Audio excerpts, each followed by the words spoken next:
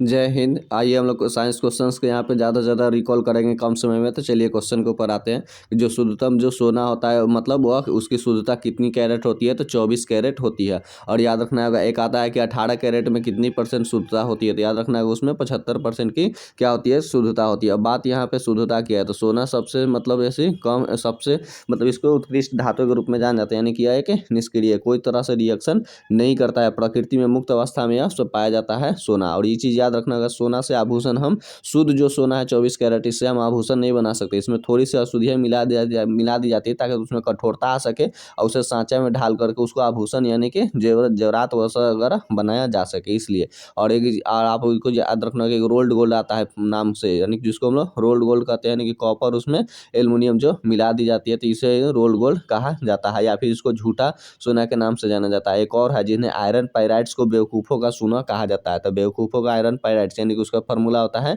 CuFeS2, इसको कहा जाता है आयरन पाइराइट्स, इसको हम लोग कहते हैं बेवकूफ़ों का सोना। और जबकि रोल्ड गोल्ड को इसको कहा जाता है झूठा सोना, या फिर मतलब झूठा सोना या रोल्ड गोल्ड अंग्रेजी में लोग बोलता है। तो इस तरह से आपको याद रखना होगा। आप बात करते हैं सोना से जुड़ा हुआ और चीज़ें, जैसे कि विश्व में उत्पादन में चाइना 1 नंबर पे है, ये चीज़ याद रखना होगा कि चाइना आपको 1 नंबर पे आता है विश्व में। उसी तरह से अगर भारत में अगर बात करेंगे तो आपको कर्नाटक प्रथम स्थान पर जाता है। कर्नाटक का जो आपने देखा होगा फैक्ट्री, यानी कि KGF मूवी में, यानी कोलार गोल्ड फील्ड, यानी KGF मूवी, तो उस तरह से ये हो गया कोलार गोल्ड फील्ड। तो कर्नाटक में सबसे ज़्यादा सोना का उत्पादन होता है। उसी तरह से अगर बिहार की अगर बात करेंगे तो बिहार में आपको याद रखना होगा कि जमुई में है सबसे ज़्यादा सोना का उत्पादन होता है। तो इस तरह से आपको सोना से जुड़ा हुआ मतलब तीनों क्वेश्चन रखना होगा कि विश्व में चाइना 1 नंबर पे, और भारत में कर्नाटक हो गया, और बिहार में आपको जमुई मिलता है। इसके अलावा आप बात करते हैं सोना का अयस्क के बारे में, तो सोना का अयस्क 2 होता है, एक सिल्वराइट होता है और एक काल्वेराइट होता है, यानी कि सोना का AuTe2 ये होता है, मतलब आपका सिल्वराइट का फॉर्मूला। इसके अलावा एक काल्वेराइट भी होता है। और सोना का संकेत अगर बात करेंगे तो AU से इसको कहा जाता है, यानी कि औरम के नाम से जाना जाता है। तो चलिए इस तरह से हमने आपको जो सोना से जो इंपॉर्टेंट क्वेश्चन था हमने आपको रिकॉल कराया। नेक्स्ट क्वेश्चन की ओर हम लोग बढ़ते हैं। अगला क्वेश्चन ये करता है कि क्वार्ज में क्या होता है, तो इन्हें सिलिकॉन और ऑक्सीजन होता है। तो याद रखिएगा, आखिर ये क्वार्ज किस आम बोलचाल की भाषा में हम लोग बालू के नाम से जानते हैं। तो जबकि यह सिलिकॉन हो गया तो ऐसा इसका संकेत होता है। सिलिकॉन की परमाणु संख्या 14 होता है। उसके अलावा ऑक्सीजन हो गया, ऑक्सीजन तो इसका परमाणु संख्या 8 हो गया, बाहर उसका कितना हो जाता है, तो 16 हो जाता है। और ऑक्सीजन की बात करें तो ऑक्सीजन के 3 समस्थानिक होता है, एक 16 हो गया, और एक ऑक्सीजन का ये 17 हो गया, और एक और ऑक्सीजन होता है वो 18 होता है। जबकि सभी का समस्थानिक हमने बोला तो सभी का स्थान समान, यानी कि परमाणु संख्या, यानी कि आइसोटोप्स जिन्हें कहा जाता है, तो यानी कि ये 8 और 8 हो गया, यानी कि 16, 17, 18। इसका ऑक्सीजन के 3 समस्थानिक देखने को मिलता है। उसी तरह से हाइड्रोजन का भी 3 समस्थानिक होता है, प्रोटियम होता है, उसके अलावा ड्यूटेरियम होता है और ट्राइटियम होता है। सबसे अधिक समस्थानिक पोलोनियम के पास में आपको याद रखना होगा। पोलोनियम के पास टोटल 27 गो समस्थानिक होते हैं। आखिर ये समस्थानिक होते कैसे हैं, यानी कि 2 तत्व यानी 2 या 2 से अधिक तत्वों के जिसके परमाणु संख्या समान हो, उनके परमाणु भार भिन्न भिन्न होते हैं, उन्हें समस्थानिक कहते हैं। और भार की अगर बात करें एगो समभारिक भी होता है, जिसका भार समान हो उसे समभारिक कहता है। उसी तरह से सम इलेक्ट्रॉनिक, जिसमें इलेक्ट्रॉन समान हो उसे सम इलेक्ट्रॉनिक्स कहते हैं। उसी तरह से जिसमें न्यूट्रॉन समान हो तो उसे सम न्यूट्रॉनिक कहते हैं। यानी कि एक अच्छा इसका मतलब परिभाषा में ही इसका आंसर छिपा हुआ रहता है। तो चलिए आगे की ओर क्वेश्चन की ओर हम लोग बढ़ते हैं। तो अगला क्वेश्चन ये कहता है कि हम लोग का कि लोहा का सबसे शुद्धतम रूप कौन सा होता है, तो जिन्हें सबसे शुद्धतम रूप पिटवा लोहा कहा जाता है, जिन्हें अंग्रेजी में हम लोग रॉट आयरन के नाम से जाने जाते हैं। जबकि सबसे खराब अगर एक बात करेंगे लोहा का, तो याद रखिएगा जिन्हें कास्ट आयरन कहते हैं। कास्ट आयरन जिसको हम लोग क्या कहते हैं बोलचाल की भाषा में ढलवा लोहा, यानी कि ढलवा लोहा काफ़ी ज़्यादा, हालांकि इसमें ढलवा लोहा में यानी कि 3 से 4% जब कार्बन की मात्रा मिला देते हैं तो इसलिए ढलवा लोहा बन जाता है। और ये जिसको हम लोग बुंदा कहते हैं, और बुंदा काफ़ी देखने में तो भारी लगेगा, लेकिन इसे हल्का सा चोट लगते ही, आघात पड़ते ही यह टूट के बिखर जाता है, यानी कि भंगुर हो जाता है। तो ये सब ढलवा लोहा वगैरह का चापाकल वगैरह ज़्यादातर देखे हुए जगह पर मिलता है। इसके अलावा लेथ मशीन वगैरह वो सब भी ढलवा लोहा का ही बना हुआ रहता है। लेकिन ये चीज़ हमने आपको बता दिया कि सबसे शुद्ध रूप में आपका ढलवा लोहा हो गया, सबसे खराब में आपका हो गया सबसे शुद्ध रूप में आपका पिटवा लोहा हो गया, यानी कि आयरन रॉट आयरन, और सबसे खराब में आपका ढलवा लोहा हो गया, जिन्हें हम लोग कास्ट आयरन के नाम से जानते हैं। अब बात करते हैं कि लोहा उत्पादन में, तो लोहा उत्पादन में विश्व में अगर बात करेंगे तो चाइना है, और भारत में अगर बात करेंगे तो अभी उड़ीसा प्रथम स्थान पे है। और इसके अलावा अगर हम लोग बात करेंगे कि लोहा का अयस्क के बारे में, तो लोहा का अयस्क भी होता है कि हेमेटाइट होता है। लोहा का हेमेटाइट Fe2O3 इसको हेमेटाइट कहते हैं। इसके अलावा मैग्नेटाइट होता है, तो मैग्नेटाइट में Fe3O4 होता है। मैग्नेटाइट।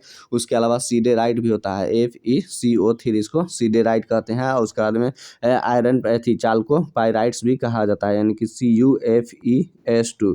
ये होता है कॉपर पायराइट्स यानी कि चाल्को पायराइट्स। ये सभी के सभी यानी कि आपको याद रखना है, हेमेटाइट, मैग्नेटाइट, सीडेराइट, चाल्को पायराइट्स और एक काल्को पायराइट्स भी होता है। आपको ये सब लोहा का मतलब क्या है कि अयस्क है, जो कहीं ना कहीं एग्जाम में आपके पूछे जाते हैं। चलिए, और जबकि शरीर में अगर यही लोहा की कमी हो जाएगी तो एनीमिया रोग हो जाती है, और अधिकता से क्या हो जाती है आपको कि सिडोरोसिस रोग हो जाता है। सिडोरोसिस मतलब यानी कि लोहमयता रोग हो जाता है। जैसे अफ्रीका का बांटू जनजाति लोग मतलब लोहा वाला बर्तन में दारू मतलब दारू वगैरह पीते हैं, मदपान करते हैं, जिसके कारण उसमें शरीर में सबसे ज़्यादा लोहा की अधिकता पाई जाती है, इसलिए उन्हें ज़्यादातर वहाँ पर सिडोरोसिस यानी लोहमयता रोग देखने को मिलती है। चलिए, जबकि लोहा की अधिकता से हमने बता दिया। उसी तरह से अगर कॉपर की अधिकता से शरीर में विल्सन रोग हो जाता है, और ठीक है ये विल्सन रोग हो जाता है। उसकी तरह से अगर बात करेंगे हम लोग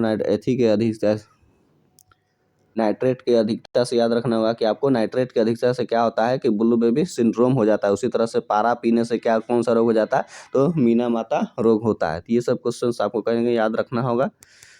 चलिए हम लोग आगे बढ़ते हैं। सबसे कठोर पदार्थ कौन सा है याद है प्रकृति में, तो याद रखना है सबसे यह हीरा है, सबसे कठोरतम पदार्थ के रूप में। सबसे कठोर तत्व की अगर बात करेगा, तत्व लगा देगा तो आपको याद तत्व की अगर बात करेगा तो ये आपको याद रखना होगा प्लेटिनम सबसे कठोर तत्व के रूप में जाना जाता है। जबकि अगर पदार्थ के रूप में है तो याद रखना होगा हीरा। और हीरा की आकृति कैसा होता है, तो चतुष्फलकीय होता है। और हीरा में प्रसंकरण कौन सा पाया जाता है, तो sp3 प्रसंकरण पाया जाता है। और हीरा क्या है, विद्युत का क्या होता है, यह कुचालक होता है, यानी कि इसमें मुक्त इलेक्ट्रॉन नहीं पाए जाते हैं, याद रखना होगा ये चीज़ें। और उसके अलावा हीरा में हमने आपको बता दिया कि sp3 और ये होता है। और हीरा का अपवर्तनांक सबसे अधिक होता है, यानी कि 2.42 इसका क्या होता है कि अपवर्तनांक होता है। और हीरा का क्रांतिक कोण की अगर बात करेंगे तो 24 दशमलव यहाँ पे इसका क्रांतिक कोण यही 24 डिग्री 24 डिग्री 4 मिनट इसका क्रांतिक कोण होता है। और हीरा मतलब ये किसका अप्रूफ है, तो याद रखना होगा कि कार्बन का ही अप्रूफ है। कार्बन के दो अप्रूफ मुख्य रूप से देखने को मिलता है, कि हीरा हो गया और एक ग्रेफाइट हो गया। जबकि ग्रेफाइट में अगर बात करेंगे उसमें कौन सा प्रसंकरण पाया जाता है, तो ग्रेफाइट में sp2 प्रसंकरण पाया जाता है। और ग्रेफाइट क्या होता है कि अपवाद है, यानी कि यह अधातु होते हुए भी विद्युत का सुचालक है। यानी कि देखते हैं पेंसिल वगैरह में बैटरी वगैरह के लेड में भी ग्रेफाइट का ही प्रयोग किया जाता है। गाड़ी के स्नेहक वगैरह में ग्रीस में यानी कि उसमें भी ग्रेफाइट का ही प्रयोग किया जाता है। तो याद रखना ग्रेफाइट में sp2 हो गया, जबकि हीरा में हमने बताया था आपको sp3 पाया जाता है। उसी तरह से आपको ग्रेफाइट में हेक्सागोनल यानी कि षष्टकोणीय पाया जाता है। जबकि कार्बन हीरा वाला में आपको यह टेट्राहेड्रल यानी कि टेट्राहेड्रल इसमें पाया जाता है। आकृति का हमने बात किया आपने। चलिए अगर आगे की ओर हम लोग बढ़ते हैं, अगला क्वेश्चन की ओर। जो प्राकृतिक रबर जो बहुलक है किसका होता है, तो यह आइसोप्रीन का बहुलक है। याद रखना प्राकृतिक रबर किसका, आइसोप्रीन का बहुलक है। और प्राकृतिक रबर, अगर रबर में याद रखना उसमें सल्फर मिला जाती है, उसको क्या कहा जाता है कि वल्कीकरण कहा जाता है। सल्फर मिलाकर कठोर बनाने की प्रक्रिया को वल्कीकरण कहा जाता है। साथ ही साथ जो रबर होता है ना, कार्बन डाइसल्फाइड में यानी कि CH2 में क्या हो जाती है, आसानी से घुल जाता है। तो ये चीज़ आपको इससे रबर से याद रखना होगा। और उसमें कार्बन मिलाकर उसमें कठोर बनाकर विभिन्न तरह के टायर वगैरह ये सब बनाया जाता है। तो ये आपको याद रखना होगा। प्राकृतिक रबर आइसोप्रीन का क्या है कि एक तरह का यह बहुलक है। चलिए, मानव द्वारा संश्लेषित पहला रेशा कौन सा था, तो ये आपका नाइलोन था, नाइलोन। अगला क्वेश्चन कहता है कि सबसे मतलब उत्तम कोयला कौन सा है, यानी कि सबसे अच्छा कोयला कौन सा है, तो आपको याद रखना है एंथ्रासाइट कोयला है। और याद रखना कोयला का शुद्धता का निर्धारण उसमें मतलब मिली हुई मात्रा का कार्बन के प्रतिशत के आधार पर निर्धारित होता है। जिसमें ज़्यादा कार्बन की मात्रा है तो यानी वो अच्छा कोयला है, जिसमें कम मात्रा है वह खराब कोयला के है। इसलिए सबसे अच्छा कोयला आपको एंथ्रासाइट कोयला होता है, जिसमें लगभग 90 से 96% के आसपास कार्बन रहता है। उसके बाद दूसरे नंबर पे आपको लिग्नाइट कोयला होता है। तो लिग्नाइट जो कोयला होता है उसको मतलब क्या किस नाम से जाना जाता है, तो भूरा कोयला के नाम से जाना जाता है। लिग्नाइट कोयला को भूरा कोयला के नाम से जाना जाता है। और तीसरे नंबर पे आता है हम लोग का बिटुमिनस कोयला। तो बिटुमिनस जो कोयला है इसे हम लोग घरेलू कोयला के नाम से जाने जानते हैं, यानी कि घर में इसको उपयोग वगैरह लाते हैं, तो इसलिए इसे हम लोग घरेलू कोयला के नाम से जानते हैं। साथ ही साथ उसको मुलायम कोयला के नाम से भी जाना जाता है। इसके अलावा ये सबसे खराब जो लोहा होता है होता है एथी होता है, कोयला होता है, उसे पीट कोयला कहा जाता है। तो सबसे अच्छा कोयला आपका एंथ्रासाइट हो गया, सबसे खराब कोयला आपका पीट हो गया। और कोयला कौन सी चट्टानों में पाई जाती है, तो अवसादी चट्टानों में आपको मिलेगा देखने को। और इसकी शुद्धता का हमने आपको बता दिया। चलिए आगे की ओर हम लोग बढ़ते हैं। सबसे हल्का धातु कौन सा है, तो सबसे हल्का धातु है कौन सा, तो लिथियम है। चूंकि यह क्या पूछा गया आपको धातु के बारे में, तो यह लिथियम हो गया। लेकिन अगर हल्का तत्व की अगर बात करता है, आपको तत्व के बारे में अगर बात करता है, तो याद रखना है कि सबसे हल्का तत्व कौन सा है, हाइड्रोजन है। लेकिन धातु पूछ दिया तो आपका लिथियम हो गया। उसी तरह से सबसे हल्का अगर गैस की अगर बात करेगा, तो वह भी हल्का गैस के रूप में आपको हाइड्रोजन ही मिलता है। और चलिए अगर आगे बढ़ते हैं, सबसे हल्का यह धातु कह दिया लिथियम है। उससे सबसे भारी धातु कौन सा आता है, तो आपको याद रखना होगा कि ओस्मियम। ओस्मियम जो है वह सबसे भारी धातु होते हैं। वैसे धातुओं की बहुत सारी पहचान होती है कि उन्हें हम लोग धातु के बारे में, चलिए हम लोग बात करते हैं। जैसे कि धातु क्या होते हैं, कि सभी धातुएं क्या होती है कि आपको कठोर होती है, सभी धातुएं कठोर होती है, सभी धातुओं में मुक्त इलेक्ट्रॉन पाए जाते हैं, यानी कि इलेक्ट्रॉनों का प्रवाह होता है। सभी धातुएं क्या होती है, विद्युत धनात्मक होती है, यानी कि यह इलेक्ट्रॉन दूसरे को देता है। और धातुओं के ऑक्साइड क्या होते हैं, कि आपको याद रखना होगा कि क्षारीय होते हैं। धातुओं के ऑक्साइड कैसा होता है, कि क्षारीय होते हैं। इसके अलावा धातुओं के बाह्यतम कक्षा में कितना इलेक्ट्रॉन होते हैं, 1 2 3, ये पहचान है। अगर बाह्यतम कक्षा में 1 है, यानी कि 1 इलेक्ट्रॉन का त्याग करेगा, 2 करेगा 2, और ये 3, तो ये इसको 3 इलेक्ट्रॉनों का त्याग करता है। यानी कि जो बाह्यतम कक्षा में इलेक्ट्रॉन होते हैं, जिन्हें हम संयोजी इलेक्ट्रॉन कहते हैं, यानी अंग्रेजी में उसे वैलेंस इलेक्ट्रॉन कहते हैं। और जो अभिक्रिया में भाग नहीं लेते उन्हें हम लोग कोर इलेक्ट्रॉन के नाम से जानते हैं। तो इस चीज़ याद रखना होगा। उसी तरह से ये धातुएं क्या होती है, विद्युत का सबसे मतलब इसके अलावा इसकी मतलब क्या होती है, कि गलनांक बिंदु काफ़ी ज़्यादा उच्च होती है और कठोर होती है। और इसमें एक विशेष प्रकार की चमक पाई जाती है, जिसे धातुई चमक कहते हैं। इसके अलावा धातुएं क्या होती है, कि यह इसमें तन्यता का गुण पाया जाता है, यानी कि इसमें तन्यता का गुण पाया जाता है, यानी कि हम लोग उसको तार खींच करके उसको हम लोग तार बना लेते हैं। उसके अलावा धातुएं मतलब आघात वर्धनीय होती है, यानी कि उसमें आघात करके यानी चोट लगाकर उसको चादरे के रूप में हम लोग ऐसी कर सकते हैं। तो ये सब हमने जितना आपको बताया, सभी धातुओं के गुण बताया। जस्ट इसका अपोजिट में अगर आप बात करिएगा, तो अधातु ही होता है। यानी कि अधातु क्या होता है, कि मुलायम होते हैं, उसमें मुक्त इलेक्ट्रॉन नहीं मतलब नहीं जो होते हैं उसमें मुक्त इलेक्ट्रॉन नहीं पाए जाते, यानी कि वह विद्युत का कुचालक होते हैं। इसके अलावा अधातुओं के ऑक्साइड कैसे होते हैं, ये अम्लीय होते हैं। और अधातुओं के बाह्यतम कक्षा में 5 6 7 ये मुक्त इलेक्ट्रॉन पाए जाते हैं। ये चीज़ आपको याद रखना होगा। तो यानी कि धातु अधातु से जुड़ा हुआ हमने आपको बताया जहाँ तक हो सके। चलिए आगे की ओर बढ़ते हैं, फिर आगे क्वेश्चन तो हम आपको रिकॉल कराते चलेंगे। चलिए अगला क्वेश्चन कहता है कि कांसा जो कांसा मिश्र धातु है किसका मिलकर बना हुआ होता है, तो तांबा और टीन का बना हुआ होता है। कांसा को अंग्रेजी में हम लोग ब्रोंज मेटल के भी नाम से जानते हैं, यानी कि ब्रोंज मेटल से। उसके अलावा ये हमने कांसा, हालांकि हड़प्पा सभ्यता एक कांस्य युगीन सभ्यता थी, यानी कि वह कॉपर और टीन ही था। यानी और मनुष्य द्वारा खोजा गया सबसे पहला धातु अगर कोई था तो वह तांबा ही था। उसके बाद में यह कौन सा था, तो टीन। ये दोनों आपस में मिल गया तो कांसा हो गया। कांसा हमने आपको बता दिया। चलिए आगे की ओर बढ़ते हैं। हालांकि अगर बात करेंगे तांबा से, हमने आपको बताया कि अधिकता से शरीर में कौन सा रोग हो जाएगा, तो विल्सन रोग हो जाता है। और टीन का अयस्क कौन सा है, तो कैसिटेराइट टीन का मुख्य अयस्क है। अगर बात करेंगे तांबा का अयस्क के बारे में, तो कॉपर तांबा का अयस्क होता है, कॉपर ग्लांस भी होता है, यानी कि Cu2S कॉपर ग्लांस हो गया। उसके अलावा क्यूपराइट भी होता है, Cu2O क्यूपराइट। उसके अलावा कॉपर पायराइट्स यानी कि CuFeS2, यानी कि कॉपर पायराइट्स और चाल्को पायराइट्स, ये सभी के सभी तांबे के ही अयस्क हैं। चलिए नेक्स्ट क्वेश्चन की ओर बढ़ते हैं। 1 पिको सेकेंड कितने बराबर के कितना के बराबर होता है, तो 10⁻12 सेकेंड के बराबर होते हैं। यानी कि अगर बात करेंगे सभी का एथी में, तो देखिए 10⁻1 वाला को क्या कहा जाता है, इसको डेसी। 2 वाला को सेंटी कहा जाता है, 3 वाला को मिल, या 6 वाला को माइक्रो, -9 वाला को नैनो होता है। उसी तरह से -12 वाला का पिको, और 15 वाला को फेमटो, -18 वाला को एटो कहा जाता है। उसी तरह से अगर प्लस वाला में बात करेंगे, 10⁻1 वाला का डेका, और 2 वाला का कि मतलब इसको हेक्टो, और 3 वाला को किलो कहा जाता है। और उसके अलावा 6 वाला को मेगा कहा जाता है, और 9 वाला को गीगा कहा जाता है। 12 वाला को प्लस में जो 12 होगा उसे टेरा कहा जाता है। 15 वाला को पेटा कहा जाता है, और 18 वाला को एक्सा के नाम से जाना जाता है। तो इस तरह से आपको घात में हमने जो भी था हमने आपको रिकॉल करा दिया। चलिए आगे की ओर हम लोग बढ़ते हैं। तो अगला क्वेश्चन ये कहता है कि फलों को पकाने के लिए प्रयोग किया जाता है, कौन सा गैस का प्रयोग किया जाता है, तो एसिटिलीन गैस का प्रयोग किया जाता है। और एसिटिलीन का सूत्र क्या होता है, तो आपको याद रखना होगा C2H2, यानी कि ये हो गया एसिटिलीन। और इसमें अगर हम लोग बंधन की बात करेंगे, तो इसमें ट्रिपल बंधन पाया जाता है, ट्रिपल बॉन्ड पाया जाता है। इस चीज़ इसमें आपको याद रखना होगा।